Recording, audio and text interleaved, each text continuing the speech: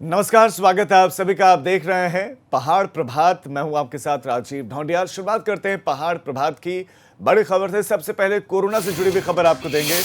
उत्तराखंड में कोरोना का कहर नहीं थम रहा है, कम नहीं हो रहा है। संख्या दिनों दिन बढ़ती जा रही है, इसमें इजाफा ही हो रहा है। 69 नए मामले कोरोना के सामने आए हैं।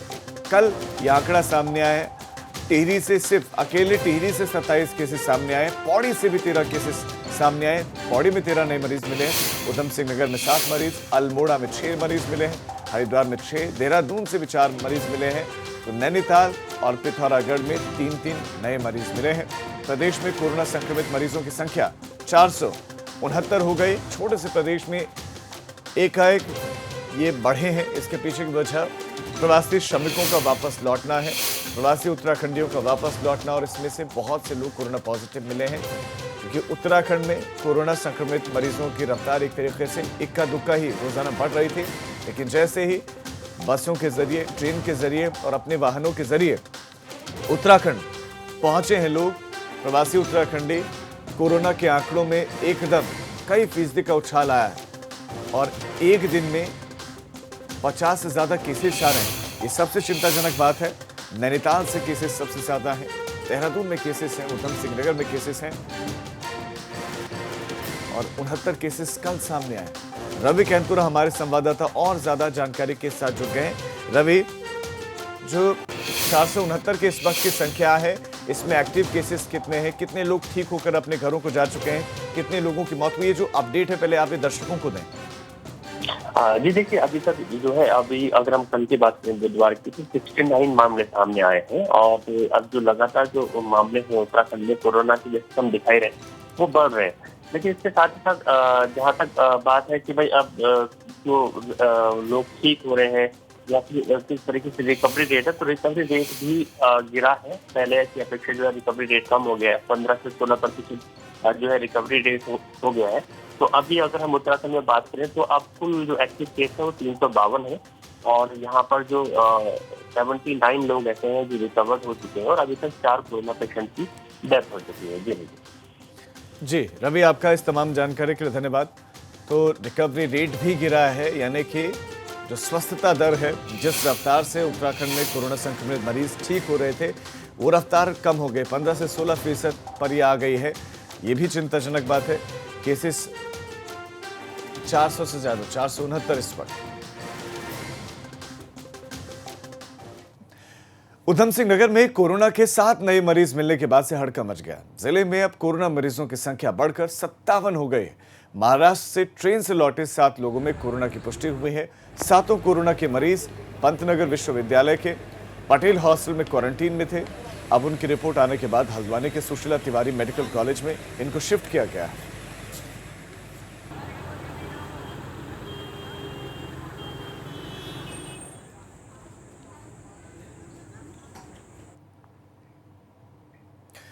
उत्तराखंड में कोरोना मरीजों की संख्या में लगातार इजाफा हो रहा है। इसको लेकर स्वास्थ्य सचिव अमित नेगी ने देहरादून में अधिकारियों के साथ बैठक की। सभी जिलों के जिलाधिकारियों के साथ वीडियो कॉन्फ्रेंसिंग के जरिए बैठक की गई। इस दौरान स्वास्थ्य सचिव ने कोरोना के बढ़ते मामलों को लेकर सतर्कता बरतने के निर्देश दिए। साथ ही ग्रामीण क्षेत्रों में आ रहे प्रवासियों को लेकर सावधानी बरतने के निर्देश भी दिए हैं।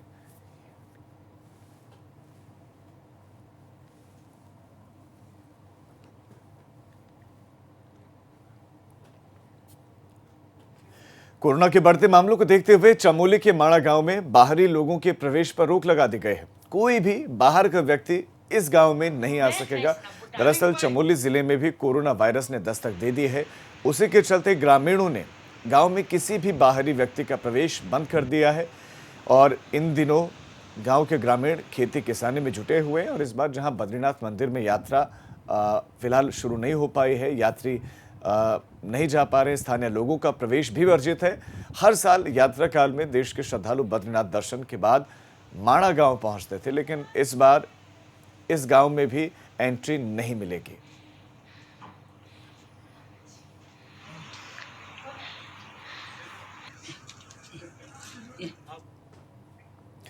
नैनीताल में क्वारंटीन सेंटर में हुई बच्चे की मौत मामले में हाईकोर्ट ने डिस्ट्रिक्ट लीगल असिस्टेंट अथॉरिटी से 3 दिन के अंदर जांच रिपोर्ट मांगी है।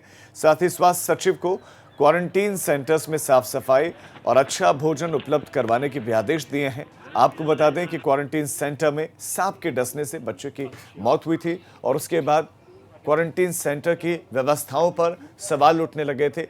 वहां पर मिल रहे खाने की, वहां पर स्वास्थ्य सुविधाओं की, सब पर सवाल उठ रहे थे और इस बीच में जांच रिपोर्ट 3 दिन में मांगी गई है। हाईकोर्ट का यह आदेश है कि बच्चे की मौत पर अधिकारी जांच रिपोर्ट दें।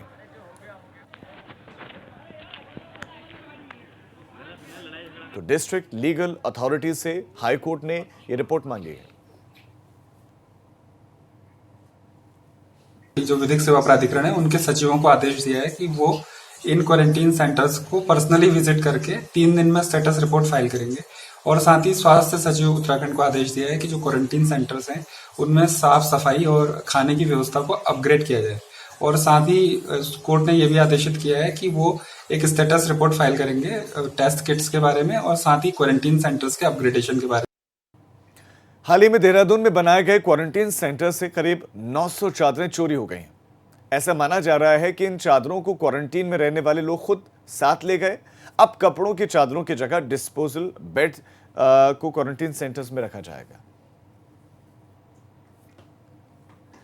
तो 900 चादरें चोरी हुई थी और आरोप किसी और पर नहीं बल्कि क्वारंटीन सेंटर्स में आ रहे लोगों पर लगा है कि वो आ रहे हैं तो चादरें साथ में लेकर जा रहे हैं। और ये भी गंगा की अपील भी है कि जो भी क्वारंटीन सेंटर में जा रहा है वहाँ पर जो व्यवस्थाएं हैं वो व्यवस्थाएं अच्छी रहें। अगर व्यवस्थाएं नहीं हैं तो आप सरकार से सवाल पूछें, प्रशासन पर सवाल पूछें, उनसे सवाल पूछें, लेकिन जो वहाँ पर चीज़ें हैं उनको लेकर ना जाएं, क्योंकि आपके बाद उनका इस्तेमाल दूसरे लोगों को भी करना है। डिस्पोजेबल बेडशीट्स हम मंगाने का कर रहे हैं और अभी हमने उसका सैंपल मंगाया हुआ है। वो सैंपल हम चेक कर लेंगे और वो डिस्पोजेबल बेडशीट लगाने का एक तो ये है कि जो चोरी वगैरह का इशू है वो नहीं होगा, उसकी कॉस्ट भी रिलेटिवली कम होती है और उसके बाद एक बार यूज़ करने के बाद उसको चेंज करके दूसरा बिछाया जाएगा। चमोली में बद्रीनाथ नेशनल हाईवे पर निर्माण काम की वजह से आए दिन जाम लगा रहता है। दरअसल हाईवे पर ऑल वेदर रोड के निर्माण काम की वजह से राहगीरों को काफी दिक्कतों का सामना करना पड़ रहा है। बुधवार को भी राहगीर घंटों परेशान रहे।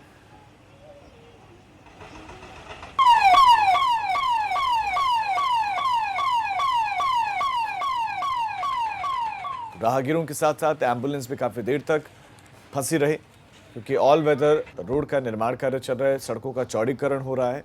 ऐसे में मार्ग बंद हो जाता है और फिर घंटों लोगों को इंतजार करना पड़ता है।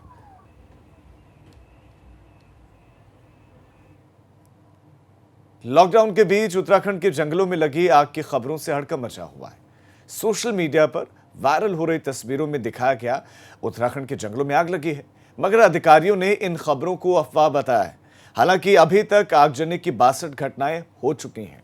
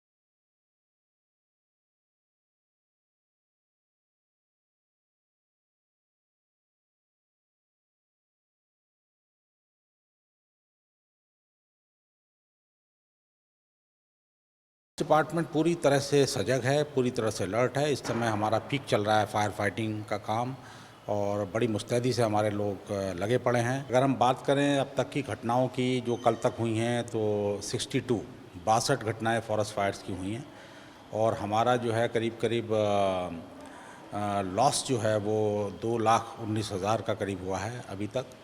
और हेक्टेयर में अगर हम बात करें तो करीब 81 हेक्टेयर्स हमारा जो है वो जला है। हालांकि इन दिनों सोशल मीडिया पर भी उत्तराखंड में आगजनी की तस्वीरें और वीडियो वायरल हो रहे हैं। वन विभाग का कहना है कि सोशल मीडिया पर दूसरी जगहों की तस्वीरें अपलोड कर अफवाह फैलाई जा रही है, जिनसे बचने की जरूरत है।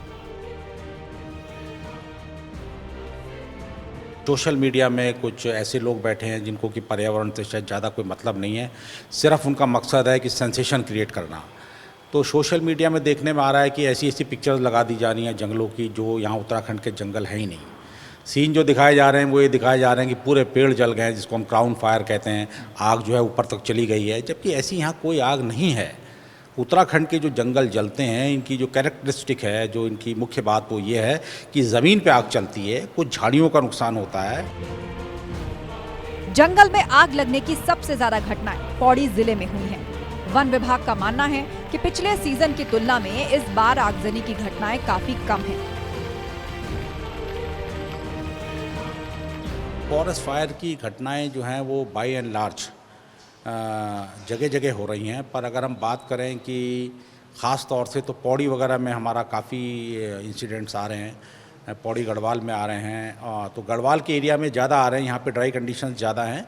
पर अभी जैसा मैंने बताया 81 हेक्टेयर्स और पिछले साल इसी समय तक करीब 1500 हेक्टेयर्स, तो बड़ा हमारा बहुत अच्छा कंट्रोल इस समय चल रहा है। उत्तराखंड राज्य में 65% से ज्यादा भूमि पर जंगल है। पहाड़ में ऐसे हजारों गांव हैं जो जंगल से घिरे हुए हैं। जाहिर है आग लगने से उठने वाले धुएं की वजह से एक तरफ आम लोगों को सांस लेने में परेशानी होती है, तो वहीं वन संपदा भी जलती है। लंबे समय से जंगल जलते आ रहे हैं, मगर वन विभाग और सरकार अभी तक इसका कोई पुख्ता समाधान नहीं निकाल पाई है। देहरादून से विनोद कुमार की रिपोर्ट, एबीपी गंगा।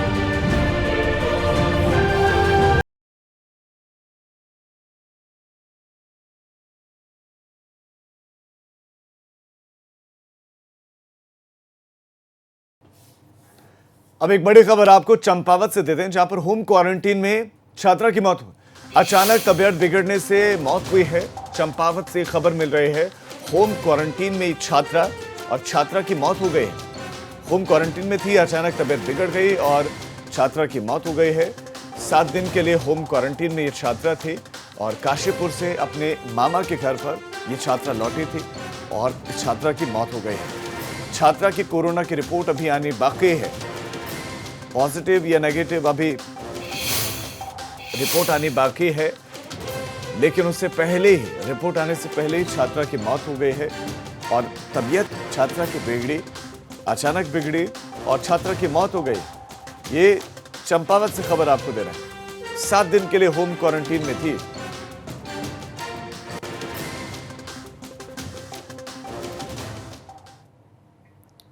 देहरादून में बीजेपी दफ्तर पर क्वारंटीन नोटिस किसने चिपका? इस सवाल का जवाब कोई देने को तैयार नहीं है। ना तो बीजेपी के नेता, ना ही अधिकारी ये बताने को तैयार हैं कि आखिरकार ये नोटिस चस्पा क्यों किया गया और किसने किया।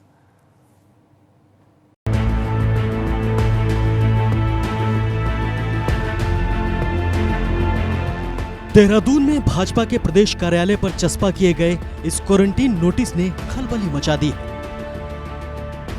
अब आपके जहन में सवाल ये उठ रहा होगा कि आखिर भाजपा दफ्तर पर क्वारंटीन नोटिस चिपकाया ही क्यों गया? भाजपा नेताओं की दलील है कि पार्टी के संगठन महामंत्री अजय कुमार प्रदेश से बाहर गए थे। उनके वापस लौटने पर पार्टी दफ्तर पर यह नोटिस चस्पा कर दिया गया। हमारे माननीय संगठन मंत्री जी कहीं बाहर गए थे सहारनपुर की तरफ, तो इसलिए उन्होंने कह दिया भाई ये बाहर से आए हैं इसलिए करो, तो उन्होंने कर दिया, तो उन्होंने मान लिया उसको, 14 दिन के लिए कर लिया। मगर हैरानी की बात यह है कि इस नोटिस के बारे में किसी को भनक तक नहीं लगने दी गई। भाजपा नेता ये साफ साफ बताने को राजी नहीं कि नोटिस कब और किस लिए चिपकाया गया। प्रदेश अध्यक्ष बंशीधर भगत से जब इस बारे में सवाल किया गया तो देखिए किस मजाकिया अंदाज में वो जवाब दे रहे हैं। आप लोगों ने हवा नहीं लगने दी इसकी किसी को, लोग आते जाते रहे, पत्रकार भी आते रहे, आप भी आते रहे, ये कैसे हो? नहीं, हवा के लिए हमने क्या यहाँ पंखा लगाना था क्या? बाहर जो लोग थे पत्रकार उन्होंने पढ़ा होगा तो उन्होंने खुद ही नहीं आना चाहिए था। आपने पढ़ा था, आप तो इसलिए जाते रहे घर। नहीं, मैं नहीं आया हूँ आज, मैं तो बहुत दिनों बाद आया हूँ, तो 10 दिन पहले हट गया है। हैरानी की बात यह है कि देश कोरोना जैसे महामारी से लड़ रहा है। पीएम मोदी खुद कई बार अपील कर चुके हैं कि लॉकडाउन के लिए बनाए गए नियमों का पालन करें, मगर भाजपा नेताओं को शायद इससे फर्क नहीं पड़ता है। बीजेपी का प्रदेश कार्यालय है जो मेरी इस तरफ आप देख रहे हैं, और इस प्रदेश कार्यालय में यहाँ पर अगर आप इस तरफ देखेंगे तो एक नोटिस जो है यहाँ पर चस्पा किया गया है। ये नोटिस जब भी किसी जगह पर चस्पा किए जाते हैं तो ये तभी किया जाता है कि जब भी कोई क्वारंटीन नियमों की अनदेखी होती है। तो इस नोटिस को अगर आप देखेंगे तो यहाँ पर जो है ये चस्पा किया गया था। हालांकि जो है इसको अगर आप देखेंगे तो ना तो आपको इस पर दिनांक दिखाई देगी, और साथ ही साथ जो है इसमें जो है इसको पूरी तरीके से खुरच भी दिया गया है। हैरानी इस बात पर भी हो रही है कि पार्टी दफ्तर पर लगे इस नोटिस की तारीख को मिटा दिया गया, जिससे ये साफ नहीं हो रहा है कि इसे कब लगाया गया था। अधिकारी भी इस बारे में बोलने से बच रहे हैं। इसका मुझे अभी नहीं पता है कि ऐसी कोई चीज़ हुई है, होगी तो मैं पता करके बता दूंगा आप लोगों को। देखिए, खुरच तो नहीं सकता, अब ये भी जांच का विषय है कि उसको खुरचा किसने है, या क्वारंटीन पीरियड अगर पूरा हो गया है तब हटाया गया है, वो अलग की बात। लॉकडाउन नियमों का उल्लंघन करने पर जहां आम आदमी पर कार्रवाई हो रही है, तो वहीं इस मामले में प्रशासन नरमी क्यों बरत रहा है, ये बड़ा सवाल है। अधिकारी आखिरकार ये साफ साफ बताने से क्यों बच रहे हैं कि इस नोटिस का राज क्या है। देहरादून से रवि केंतुरा की रिपोर्ट, एबीपी गंगा।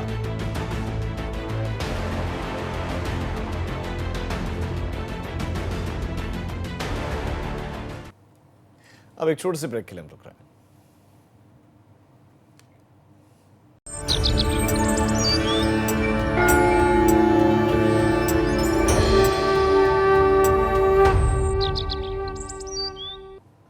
ब्रेक के बाद आप सभी का स्वागत है।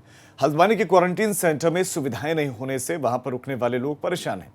शिकायत के बाद नेता प्रतिपक्ष इंदिरा हृदयेश मौके का मुआयना करने के लिए पहुंचे। इंदिरा हृदयेश का कहना है कि क्वारंटीन सेंटर्स की स्थिति वाकई बेहद खराब है।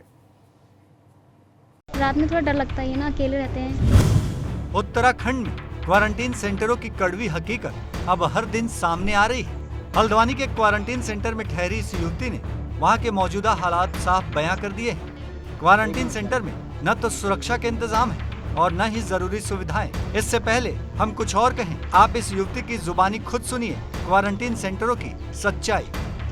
नोएडा से आए हम लोग तीनों एक साथ थे, तो यहाँ दिक्कत हो रही है, वॉशरूम की दिक्कत है थोड़ा बहुत, और थोड़ा मतलब रात में थोड़ा डर लगता है ना, अकेले रहते हैं। कोई यहाँ पर अधिकारी या कोई देखने अभी आता है? हाँ, आते रहते हैं। मेडिकल स्टाफ कोई नहीं आया अभी तक। मेडिकल वाले कोई नहीं आए। आपने शिकायत करी जो दिक्कत हुई? शिकायत? हाँ, बोली तो है।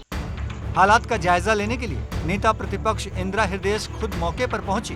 इंदिरा हृदयेश ने क्वारंटीन सेंटर में मौजूद लोगों से बात की। शिकायत है कि क्वारंटीन सेंटरों में व्यवस्था जुटाने के लिए ग्राम प्रधानों को सही से बजट नहीं मिल रहा है। मैंने डिस्ट्रिक्ट मजिस्ट्रेट से पूछा कि उनकी सुरक्षा की क्या दिक्कत है। बोले छोटे सेंटर के लिए इतनी पुलिस हम पर नहीं डिप्लॉय करें, हम ये काम पटवारियों को सौंपेंगे, उन्हीं को सौंप रहे हैं। और साथ में उन्होंने पैसे को कैसे वितरित करेंगे ये भी बताया। मैंने कहा जो आपने आदेश किए उसकी कॉपी भेज दी।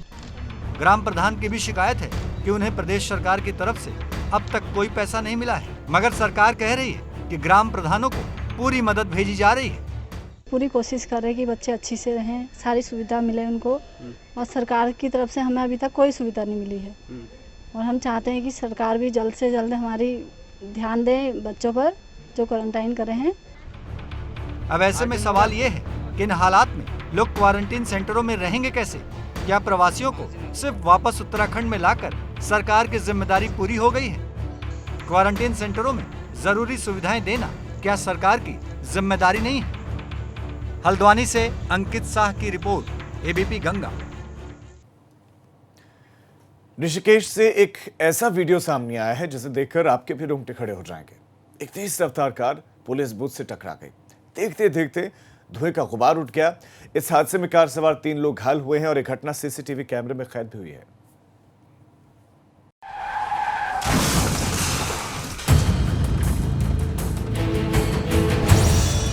ऋषिकेश में रफ्तार का कहर।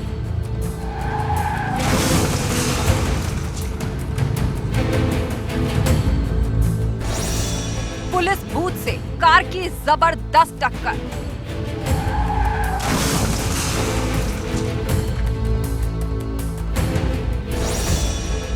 रोंगटे खड़े कर देने वाला वीडियो।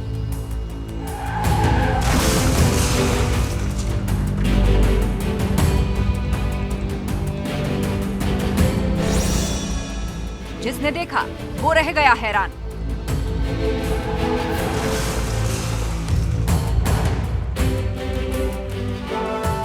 कुछ देर पहले जहां सब कुछ सामान्य था, मगर अचानक धूल का गुबार उठने लगा। पुलिस पिकेट बूथ देखते ही देखते कहां गया, कुछ पता नहीं चला। अब तक आपको इस वीडियो के बारे में ज्यादा कुछ समझ नहीं आया होगा। अब हम आपको सिलसिलेवार तरीके से बताते हैं कि आखिरकार यहां हुआ क्या है।